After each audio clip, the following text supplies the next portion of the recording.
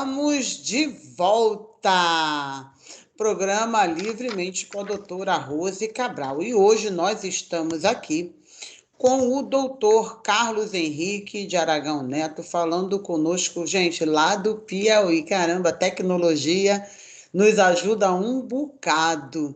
Ele é psicólogo, psicoterapeuta, especialista em tanatologia. Que interessante. Estudo aí da morte, do luto e do processo de morrer. Aí no primeiro bloco, nós falamos de várias características, inclusive ele nos alertou, sinalizou aí algumas pessoas ou alguns tipos de transtornos que podem levar a pessoa a um processo, entrar num processo suicida, a importância de estarmos aí antenados como parentes, como pessoas que convivem, e também falamos também um pouquinho a respeito das dificuldades da vida e que o acúmulo de todas elas podem nos adoecer. As pessoas muitas vezes não acreditam. Gente, para você surtar, as pessoas acham que o surto é só para quem já tem um problema mental ou uma doença mental. Não. Se você não cuidar das suas emoções e acabar surtando por causa de dificuldades e por causa de problemas, aí sim você se torna um doente mental. E necessariamente você não nasceu com uma doença mental. Você se torna um doente mental porque não cuidou do seu cérebro, não cuidou das suas emoções. E o doutor Carlos estava comentando conosco que o suicídio pode ser algo que a pessoa tem um histórico. A pessoa tem um histórico, tem traumas, tem desequilíbrio na família, várias coisas que levam aquela pessoa no acúmulo de anos de tristeza, decepção, rancor, mágoa, etc, etc, etc. A pessoa vai acumulando aquilo e entra num tal aí do túnel, e esse túnel pode culminar no suicídio. Muito bem, doutor Carlos. Então, o suicídio é uma solução definitiva para um problema que a pessoa está vivendo naquele momento, só que ela não enxerga o fim do túnel e aí tenta o suicídio. Mas, por exemplo, um jovem ou um adolescente, ele é uma pessoa inexperiente. Não se pode olhar para um adolescente e dizer que ele teve tantas experiências na vida que o levem a quantidade, talvez, de problema, de frustrações, leve ele ao suicídio. Né? Comparando com alguém que seja mais velho ou uma pessoa adulta, que viveu muito mais coisas. Então, o jovem está na flor da idade, a adolescência é uma fase de transição, é uma fase complicada sim, é uma fase existencial, né? A pessoa entra num problema existencial, não sabe se é menino, não sabe se é menino, não sabe se é adulto, não sabe se é maduro. E a gente imagina que está na flor da idade, está assim, cheio de amor à vida. Por que que a gente vê índices grandes de suicídio no meio da juventude e da adolescência? Pois eu vou pegar a sua palavra que a gente imagina e, de fato, é apenas uma imaginação nossa, né? Apenas uma projeção nossa, achar que um adolescente, por ele ser mais novo, por ele não ter, digamos assim, todo esse tempo, né, existencial, esse acúmulo tão grande de experiências positivas e negativas como um idoso, obviamente, né, porque tem mais tempo de vida, mas eu destaco que a intensidade dessas experiências talvez conte mais do que a quantidade delas, né? Porque se não fosse assim, a gente não teria, né, casos, infelizmente, casos, inclusive crescentes de comportamento suicida, ou taxas crescentes de comportamento suicida na adolescência. E o que não quer dizer que também não exista na infância, né? O que prova, digamos assim, né, o que evidencia que, de fato, o suicídio ele ocorre em todas as culturas, desde que o homem é homem, em todas as classes sociais, com todas as cores e todas as raças, e em todas as idades da vida, em todas as fases do desenvolvimento humano, você encontra casos de suicídio. Claro que você encontra taxas de suicídio maiores entre idosos, né, em adultos. As taxas estão crescendo mais entre jovens, no mundo, em boa parte do mundo, inclusive no Brasil, as taxas que a gente calcula proporcionalmente para cada 100 mil habitantes, mas também encontramos, ainda que a curva, felizmente, seja menor, também até em crianças. Então, assim, a intensidade das experiências que nós vivemos, eu acho que é o que conta mais. Porque se você pega um adolescente hoje, como eu escuto com muita frequência, eu não atendo crianças na clínica, mas atendo de pré-adolescentes adiante. Quando você encontra, como eu encontro com frequência, meninos de 12, 13, 14 anos, como você bem disse, seria uma fase da vida onde eles deveriam estar com os hormônios pulsando, aliás, estão, mas os olhos deveriam estar brilhando. O que eu vejo em muitos deles é o que eu chamo da geração do olhar opaco. É um olhar sem brilho, né? Exatamente nesse momento em que eu deveria descobrir o mundo, criar expectativas, projetos e tal, né? Mas aí, infelizmente, uma legião desses meninos, das novas gerações, principalmente, né, eles estão diante de um vazio que é difícil para nós compreendermos, exatamente por muitos motivos que você mesma explicou, né? E aí eu pergunto para eles o que eles estão sentindo, e eles não sabem dizer. Eles não sabem dizer se a vida está boa, se está ruim, se está frio, se está quente, se está bom, se está ruim, né? É um vazio que eles sentem e relatam isso com muita clareza, uma desesperança, e isso não é do berço. Claro que, mais uma vez, fatores de ordem genética precisam ser contemplados, sem dúvida. Mas o que aconteceu na experiência de vida desses meninos e meninas até aquele momento? A gente vai ver, né, negligências, violências, abusos, experiências traumáticas de várias ordens, né, e muitas vezes, nós estamos percebendo, cada vez mais uma quantidade, digamos assim, de adolescentes sem um repertório interno mínimo para lidar com as dificuldades da vida. Ou seja, o mundo não vai aliviar para ninguém, nós sabemos disso, né? Claro, nós temos boas experiências, graças a Deus, nós temos coisas boas, nós temos boas pessoas, muitas vezes ao nosso redor, mas também nós temos as dificuldades. E então, essa questão de resiliência, de aprender a lidar com as dificuldades sem precisar se machucar ou machucar o outro, de aprender a tomar decisões, de conseguir ver as possibilidades que se colocam diante daquele problema, porque o suicídio, né, aquele túnel que eu falei como uma metáfora, é como se fosse o afunilamento das possibilidades. Eu tenho aqueles problemas que me atormentam, né, que geram uma dor que chega ao ponto de ser insuportável, eu afunilo as possibilidades. Então, essa habilidade, esse fator de proteção que é você ser adaptável, né? A adaptabilidade é um dos maiores fatores de proteção que nós temos. A pandemia está aí para mostrar. As pessoas que são mais adaptáveis, não é que elas se resignam, não é que elas não sofrem, mas diante de uma dificuldade como a pandemia, que nos trouxe isolamento e entre outras coisas, você se adapta melhor. E quem se adapta melhor não é aceitar tudo, cair do céu e se resignar, mas procurar alternativas para se adaptar àquele ambiente adverso para poder sofrer menos. Então, as pessoas que são mais rígidas, mais inflexíveis, elas têm um fator de risco a mais. Então, assim, infelizmente, nós estamos vendo no Brasil e em algumas partes do mundo essas taxas de sofrimento grave que envolvem vazio, que envolvem comportamentos de risco, como o comportamento autolesivo e também o comportamento suicida, aumentarem principalmente na população jovem. Uhum. Doutor, o senhor tocou aí num ponto bem interessante. A autolesão, jovem que vai se cortando. O que é autolesão, ouvinte? Aquele jovem pega, começa a se cortar, começa a fazer cortes no corpo. A autolesão é um ensaio para o suicídio, doutor? Traz esse esclarecimento para a gente, por favor. Tá.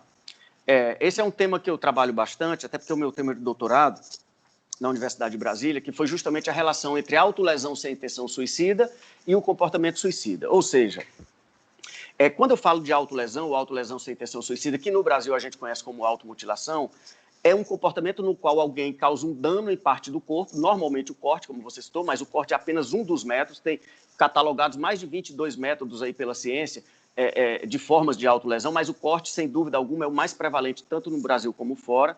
Então, a pessoa causa um dano imediato em parte do seu corpo sem a intenção de morrer, ou seja, ele não tem a intenção de causar a própria morte dentro desse conceito, porque se ele tiver a intenção de morte, aí eu já considero uma tentativa de suicídio e não um episódio de autolesão, né? E a sociedade não valida esse comportamento. Então, a autolesão, sem dúvida alguma, isso a literatura científica está aí, né? E a parte da empiria na clínica nos diz que a autolesão é um dos principais fatores de risco para o suicídio ou para comportamento suicida. Não é o único. E não é que alguém que esteja se lesionando necessariamente vá tirar a sua vida, não é isso. Mas é um fator de risco importante, né? E, muitas vezes, ele é colocado... Qual é a intenção mais colocada, qual é a motivação mais colocada pelos jovens? Eu falo jovens porque a prevalência do comportamento autolesivo ele vai principalmente do pré-adolescente até o adulto jovem, né? Então, o que esses jovens alegam na maioria das vezes? Que a gente chama da função da autolesão. O alívio de uma angústia que eles não conseguem suportar. O alívio de uma dor emocional que eles não conseguem suportar. Então, por incrível que pareça, no discurso extremamente doloroso e complexo, eles relatam que, às vezes, fazem uma lesão para aliviar aquela angústia. Eles causam uma dor física para aliviar uma dor emocional. Em regra, é isso. Então, veja, sem dúvida que nós temos que, ao menor sinal de sofrimento, muito mais um sofrimento grave que pode levar alguém à autolesão, nós temos que observar imediatamente com todo cuidado, porque ali já pode ter algum indício, né? Já pode ter algum componente também de comportamento suicida, né? Uhum. Bom, e falando... Então, eu quero aproveitar... Pode falar. Eu quero aproveitar, eu sei que o tempo passa rápido, doutora Rosa, para colocar aqui alguns sinais de alerta, tá certo? Alguns sinais de alerta que não querem dizer que alguém vai tirar a sua vida, né? Não é isso. Mas são sinais que podem dizer que alguém está em sofrimento, que alguém não está bem. E a regra de humanidade e clínica, né? E que deveria isso ser uma regra social ao menor sinal de sofrimento, ou seu próprio, ou do outro, estenda a sua mão, abra os seus ouvidos e ofereça ajuda. Então, sinais como isolamento social, as pessoas que vão se isolando gradativamente, tristeza profunda, mudanças bruscas de comportamento, anedonia, que é quando a pessoa vai perdendo prazer em atividades nas quais ela tinha prazer anteriormente, agressividade e irritabilidade excessivas, crises frequentes de choro sem motivos aparentes, absenteísmo no trabalho e queda no rendimento acadêmico também sem motivos aparentes, né? Aquelas frases melancólicas, falar muito em morte, aquelas frases que muitas vezes a gente vê as pessoas postarem nas redes sociais, inclusive, como a minha vida não tem sentido, eu só sinto um vazio, eu queria sumir para nunca mais voltar, eu não tenho mais projetos, esse mundo é um peso para mim. Além dos quadros, que aí a gente já caminha para o final do elo, da cadeia, do desespero, né, ou do sofrimento grave, são os quadros de desesperança e desespero. Então, esses sinais, entre outros, mas esses eu considero os mais importantes, ao menor sinal, seja com você ou seja com outro, preste atenção. Se for com você, procure ajuda, peça ajuda. Se for com outro, ofereça ajuda. Saber a hora de pedir ajuda é um dos principais fatores de proteção que nós temos. E isso não quer dizer fracasso, nem derrota, nem fraqueza. Saber a hora de pedir ajuda, que é o sensor, que é o radar que você falou anteriormente, doutora Rosa, é um grande sinal de sabedoria e de inteligência. Ouvinte, aprenda uma coisa. A cura vem pela fala. A cura vem pela fala. É importante falar. Ninguém nesse mundo, ninguém na sua existência nasceu para ser sozinho, ninguém nasce sozinho. Nós fomos gerados, todo mundo nasceu de uma mulher, todo mundo já veio a esse mundo sendo trazido dentro de um relacionamento de amor, dentro de um relacionamento de cuidado. Então, nós não somos só, como eu costumo falar, doutor Carlos, nós não somos somente um tipo sanguíneo e um fator RH. Muitas vezes as pessoas olham para si mesmas, se olham no espelho e se consideram apenas um indivíduo e elas não olham para dentro de si, não conseguem identificar aquilo que ela é, aquele indivíduo que ela é, aquela personalidade. Muitas vezes nos preocupamos com fatores físicos, com o corpo, no que diz respeito à saúde, e o nosso propósito aqui é trazer essa conscientização, mas não olha para si, não entende que as suas emoções podem adoecer o teu corpo também, visto aí as doenças psicossomáticas, mas não é o caso aqui da nossa conversa aqui hoje, ok? Então, a fala, ok? Você tem aí um jovem, um adolescente, está apresentando esses comportamentos, fique com o teu sinal de alerta, fique com a sua anteninha ligada, não deixa, não permita, né, que você deixe avançar ou que você perca ou saia do teu controle isso. Observe, converse, fale, e na dificuldade de falar, procure ajuda de alguém, procure ajuda de um profissional de saúde mental. Doutor Carlos, estamos aí em campanha, sabemos que tem o suicídio, né? É muito legal a gente estar podendo falar isso, e aí eu gostaria, assim, que o senhor nos desse, assim, orientação nesse tempo, né? Escuta acolhedora, como atentar, como alguém, um leigo, antes de chegar num profissional, vai ter a ajuda de um leigo ou de uma pessoa amiga. Como podemos orientar essas pessoas a ser um farol ou uma luz no fim do túnel para essas pessoas? Bom, essa questão, ela passa por alguns aspectos, na minha opinião. Um dos principais aspectos é a escuta qualificada, ou a escuta acolhedora, que a Patrícia, né, que esteve com você na semana passada, falou, e eu conheço a Patrícia há muito tempo, né? Eu fui voluntário do CVV, foi a minha maior escola de escuta, mesmo maior do que a escola da faculdade de psicologia. Foi lá onde eu aprendi a escutar. Então, esse é um ponto importante, né? Ou seja, nós precisamos aprender a escutar, a tolerar o discurso de sofrimento do outro. Isso, hoje em dia, é muito raro, né? As pessoas não têm tempo, ou fazem de conta que não têm, ou não querem ter, né?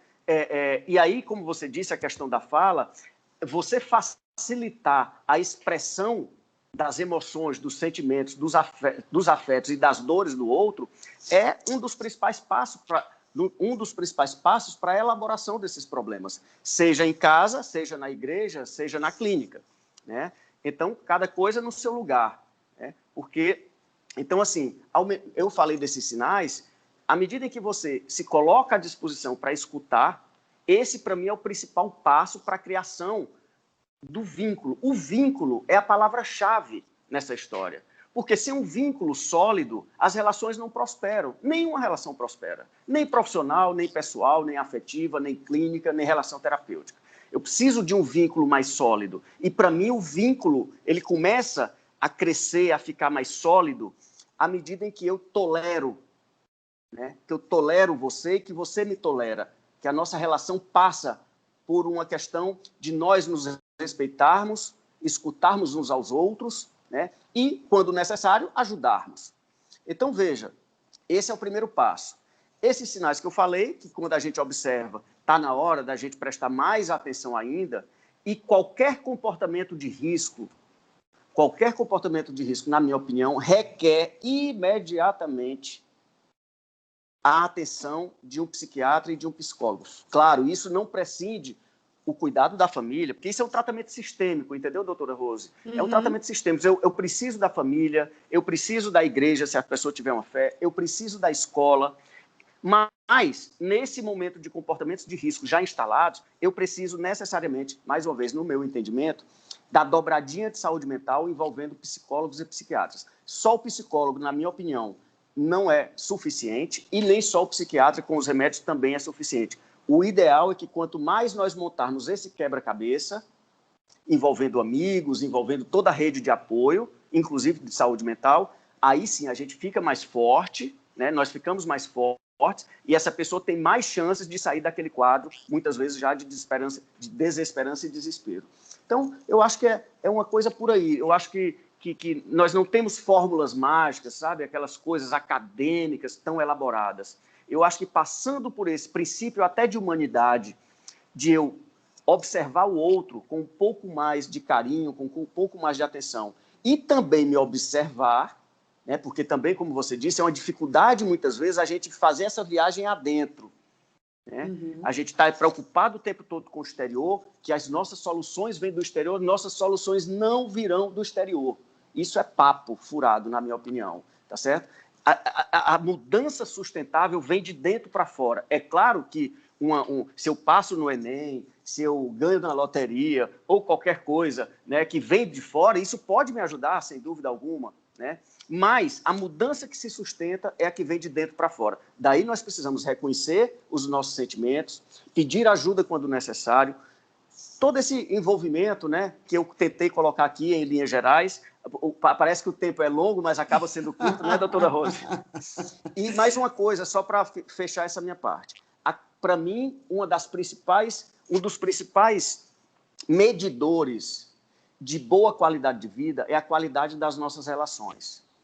As pessoas que têm boas relações em casa, na escola, na igreja, na rua, ou seja, nos seus grupos de pertencimento, são pessoas que têm uma chance maior, uma probabilidade maior de ter boa qualidade de vida. Em compensação, as pessoas que têm relações pobres, conflituosas, traumáticas, normalmente têm uma probabilidade maior de uma baixa qualidade de vida. Então, é bom que a gente preste atenção nas nossas relações, primeiro com a gente mesmo e depois com os outros. Ah, que legal, que ótimo. O senhor usou uma palavra muito linda que eu considero que ajuda um bocado. O doutor Carlos aí, ele falou a palavra tolerância. Sabe, a gente às vezes não tolera muito, a gente não tem paciência, a gente não quer escutar, a tolerância zero, né? Ah, é a tolerância zero, eu não tenho paciência.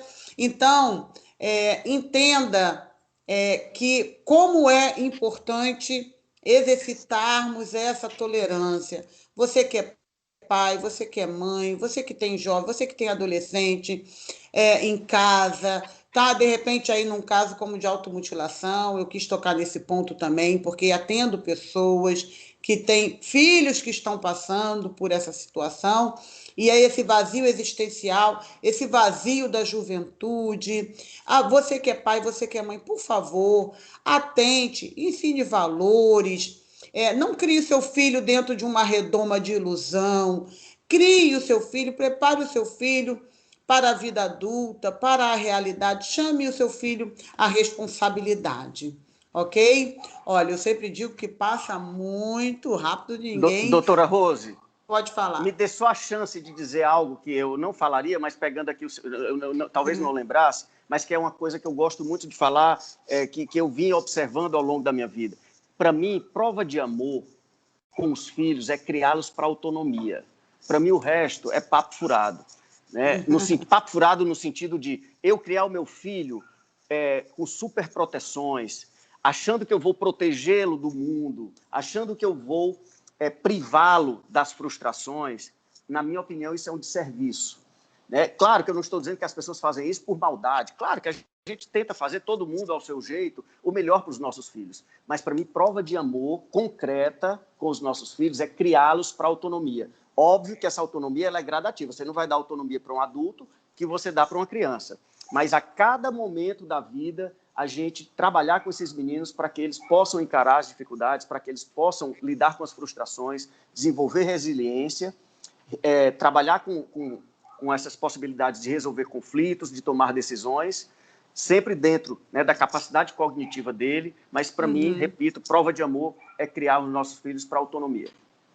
Doutor Carlos Henrique de Aragão Neto, olha, muito obrigada. O senhor hoje aqui deu uma aula para todos nós, inclusive para mim, e eu sei que o ouvinte que nos ouviu hoje recebeu aí muita orientação e muita instrução. Meu muito obrigada. Eu que agradeço demais, doutora Rose, agradeço a todos os ouvintes, agradeço à Rádio Contemporânea pela oportunidade. E vou finalizar com uma frase de uma psicóloga que foi presa num campo de concentração nazista. Ela dizia o seguinte: ser livre é viver o presente. Ser livre é viver o presente, sem o peso do ontem e sem a ansiedade do amanhã. Ser livre é viver o presente. Muito obrigado, bom dia a todos. Bom dia. Olha, fica a dica aí. Gente, muito obrigada pela sua participação, muito obrigada pela sua audiência, muito obrigado por estar aqui conosco. Quarta-feira que vem tem mais programa Livremente comigo, doutora Rose Cabral. Nos segue lá nas redes sociais, procura lá, doutora Rose Cabral, nas redes sociais, você vai achar a gravação desse programa, vai para lá. Se você não deu tempo aí, olha, e se você gostou e quiser indicar, indique essa programação para o seu parente, para o seu amigo. Vem com a gente, fica com a gente. Meu muito obrigada. Obrigada a todos vocês. Muito obrigada, Rádio Contemporânea, essa que é a melhor da AM do Rio de Janeiro, 990 AM. Até semana que vem, gente. Deus abençoe.